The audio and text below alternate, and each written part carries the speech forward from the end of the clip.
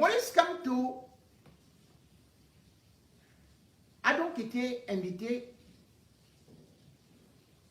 à relever un défi, puisque Cabral Libye s'est dit prêt à avoir un débat avec lui. J'ai vu les gens intervenir, certains dans des propos méprisants, d'autres dans des propos attacatoires, mais je vais juste essayer de rester au milieu pour donner mon point de vue. 2022 sonne déjà comme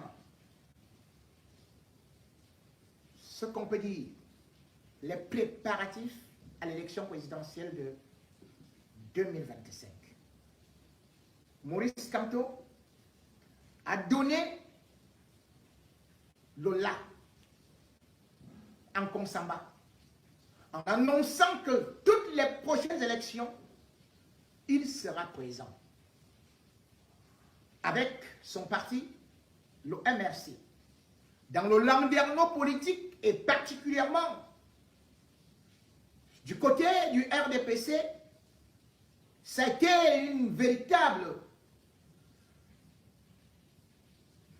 je ne peux pas dire levée de bouclier, mais je pourrais dire que ça a été soit des moqueries, soit alors certains ont voulu démontrer qu'ils n'étaient pas dans la logique parce que estimant que Maurice Kamto avait dit que pour qu'il se présente à l'élection présidentielle, alors pour qu'il se présente à une autre élection, il faudrait la fin de la guerre au Nozo, il faudrait la révision du code électoral, et il faudrait certainement aussi revoir les CAM, mais surtout, toutes ces choses avaient eu à conduire le MRC à ne pas aller à l'élection, enfin, aux législatives et aux municipales. Maintenant, on est en train d'accuser donc Maurice Kamto d'être juste un profiteur et de ne pas laisser les autres manger ou profiter quand il s'agit d'eux, mais de revenir au petit trot alors que le code électoral est le même, alors que la guerre anglophone est toujours en train de faire des victimes, alors qu'elle est comme rien n'a changé, alors que la Cour constitutionnelle n'a jamais aussi changé, alors pourquoi va-t-il à l'élection présidentielle? Bien évidemment, on sait qu'il y aura beaucoup des enjeux, parce que certainement, cette élection, il faut déjà savoir, y aura-t-il la candidature de Paul Biya? S'il n'y a pas de candidature de Paul Biya, eh bien, il y a déjà beaucoup de choses qui changent. Parce que même avec la candidature de Paul Biya, ce qui se passe actuellement dans le RDPC où les bagarres intestines sont également en train de nuire au pays, on peut dire 2018 a été juste un coup d'essai. 2025 pourrait être un coup de maître. Quels sont ses plans? Quelles sont ses stratégies? Peut-être que de par l'échec de ce qu'il a eu au début, et parce qu'en voyant également que le régime va juste profiter de le prendre au mot pour qu'il ne se présente plus, Maurice Kamto a dit, bon, je ne vais pas tomber dans votre jeu. Puisque la guerre dans le Nozo dépend du régime Biya. S'il faut donc éliminer Maurice Kamto de la course sans même s'y engager, eh bien, il suffit tout simplement de continuer à entretenir la guerre dans le Nozo. Et d'ailleurs, toute guerre asymétrique n'a jamais été vaincue, n'est jamais terminée au bout de 5 ans, au bout de 10 ans. Cela veut donc dire que si Maurice Kamto va attendre la fin de cette guerre, il ne pourra plus jamais être candidat à l'élection présidentielle tant que le régime Biya est là. Puisque le régime Biya se nourrit de cette guerre, profite de cette guerre, s'entretient à travers cette guerre. Et que c'est pour attendre la révision du code électoral, Le régime Biya n'acceptera pas donner le couteau à son ennemi pour se faire poignarder, puisque il vit dans l'obscurité, il vit dans la magouille, il vit dans la corruption, il vit du fait que toutes les institutions sont entre ses mains. Mais comme nous l'avons dit, le peuple peut aussi changer la donne. Si jamais après l'élection, on constate qu'il y a encore eu beaucoup de trucage, un autre hold-up électoral, ça pourra peut-être amener à autre chose. Maurice Kamto a donc raison de se lancer dans le jeu, de ne pas surprendre, de dire j'irai à la compétition et j'ai le temps de me préparer comme on prépare la Coupe du Monde. Il aura donc son maillot neuf pour chercher cette fois-ci pas de transformer nos pénaltys, mais plutôt de remporter le trophée. Maurice Kamto se donne donc comme adversaire numéro 1 et le seul, c'est le RDPC. Comment se peut-il donc qu'au moment où le RDPC est au pouvoir, le RDPC est comptable de tout ce qui se passe au Cameroun, et puis un autre opposant, Cabral Libi, c'est là pour dire, en réalité, je ne veux pas me débattre, je ne veux pas débattre avec Charles Ndongo, avec Famon Ndongo. Je ne veux pas débattre avec Peter Mafani Moussongue, qui est le chef du gouvernement. Je ne veux pas débattre avec Paul Biya. Je m'en vais débattre avec celui qui vient d'annoncer sa candidature à l'élection présidentielle. Quel est le but de ce débat? Eh bien, vous me direz, en démocratie, les débats existent. Et bien sûr. Mais nous ne sommes pas encore dans ce que l'on appelle des préliminaires. Comme que ce soit dans le Parti démocrate, lorsqu'on veut trouver un candidat pour aller à l'élection présidentielle, eh bien, il y a des primaires là-bas. Et il y a des débats. C'est à partir de là que on va choisir, après le vote, le candidat qui va représenter ce parti-là. De la même façon, on a vu ça avec le Parti socialiste. Et même aujourd'hui, la droite en France le fait. Je ne comprends donc pas qu'Abrel Libi est d'un parti politique qui se dit de l'opposition. Maurice Kamto est d'un autre parti politique qui est aussi de l'opposition. Et subitement, c'est l'opposition qui s'oppose à l'opposition. Il aurait été normal que Cabral Libi demande un débat avec Atanganji sur la guerre anglophone. Il aurait été normal que Cabral Libi demande un débat à Louis-Paul Motazé sur l'excès de dette au Cameroun et surtout le bilan négatif. Il aurait été normal que Cabral Libi demande un débat avec Joseph Lé à la fonction publique pour dire, mais attendez, tout le temps on apprend que il y a les gens qui sont avec des faux matricules. Débattons sur ça. Il aurait été normal que Cabral Libi vienne à demander au ministre Manoa Damalaki que, mais au juste, sur la santé là, est-ce qu'on peut débattre? Comment est l'affaire du Covid là? Comment est ceci et cela? Mais avec Maurice Kamto, ils vont débattre sur quoi, puisqu'ils ne sont même pas du même parti. Et aujourd'hui, on ne parle pas de la coalition. S'il fallait former une coalition, peut-être on aurait pu dire qu'on va faire une primaire ou une sorte de mini-primaire entre des partis politiques. Mais le débat d'aujourd'hui va porter sur quoi? Sur la guerre anglophone? Maurice Kamto va dire quoi? Il a envoyé l'armée camerounaise là-bas? Le débat va porter sur quoi? Sur le domaine de l'enseignement? Mais Maurice Kamto, c'est un professeur d'université. Alors, bon, je ne sais pas ce qu'il va débattre avec Cabral Libby, je ne sais pas si c'est sur le plan académique, sur la réforme universitaire, je ne sais pas si c'est la spécialité de Cabral Libby. Mais Maurice Kamto va débattre sur quoi? Sur la prochaine élection présidentielle? Sur sa candidature? C'est là où je ne comprends pas. L'opposition camerounaise a souvent des positions incroyables. Maurice Kamto n'est pas à l'Assemblée nationale. C'est un petit parti politique, nous a-t-on dit. Maurice Kamto n'a aucune municipalité pour que, au moins,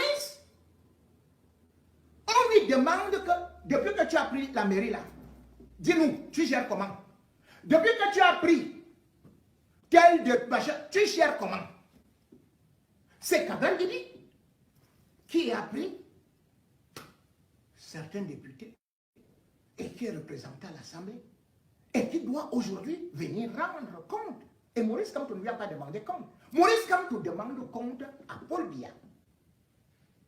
Maurice Kamto demande compte au RDPC. Et quand on est du parti de l'opposition, on demande compte au pouvoir en place. On ne demande pas compte à l'opposition qui n'a rien géré, qui n'est pas impliqué. Ce sera peut-être sur le dossier Bakassi, oui.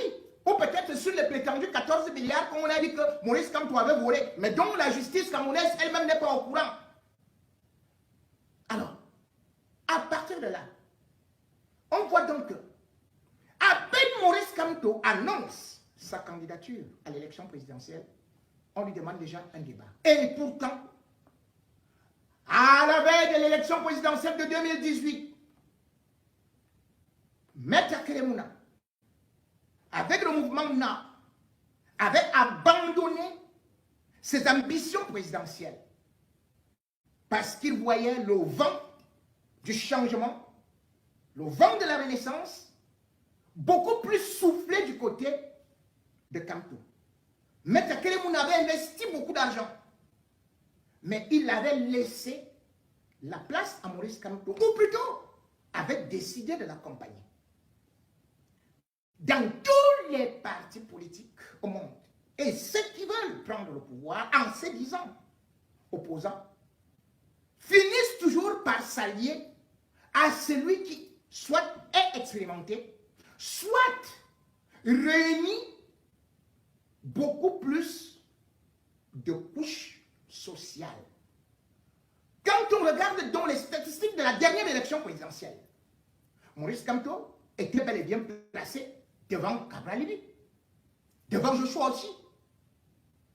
De la même façon que Maurice Kamto avait appelé à voter le SDF aujourd'hui, qui ne représente plus rien, si oui, pour des chagrins, et le mouvement 11 millions que Cabral Libby a créé et dont on n'a jamais atteint 2 millions, devrait donc se réunir pour dire nous proposons cette alliance que nous avons refusée avec le MRC.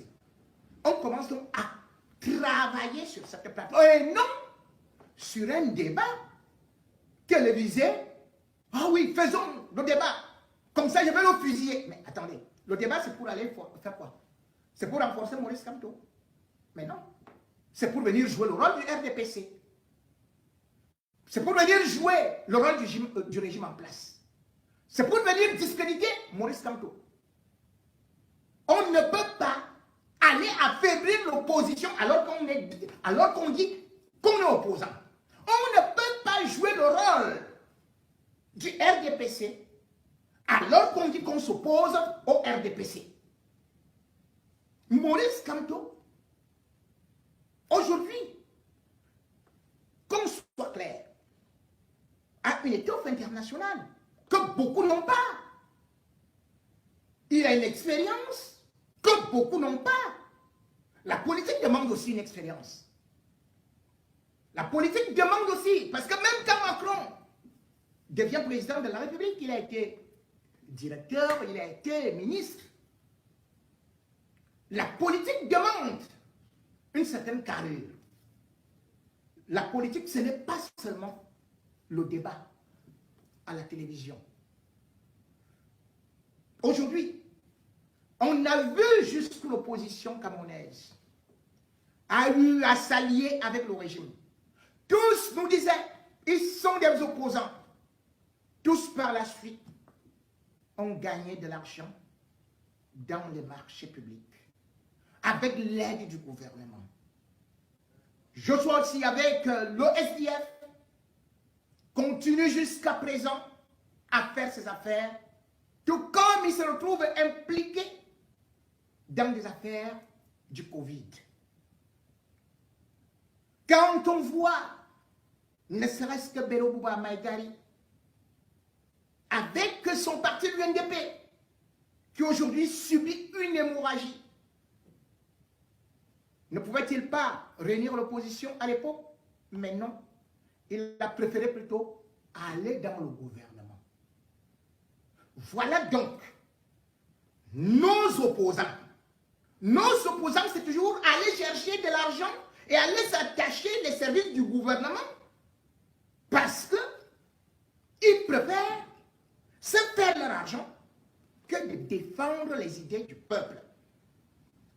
Nous avons vu les Dakole d'Aïssala. Nous avons vu les Issa Chiroma. Ils ont dit qu'ils étaient des opposants. Mais de la même façon, ils ne voulaient débattre qu'avec les opposants. Ils ne voulaient pas débattre avec le RDPC. Donc, après, ils reviennent avec leur méthode. Ils nous repaufinent ça, ils relustrent ça, et ils disent maintenant débattons entre nous les opposants. C'est à peu près comme si vous dites entretuons-nous, mais nous nous aimons. Mais non.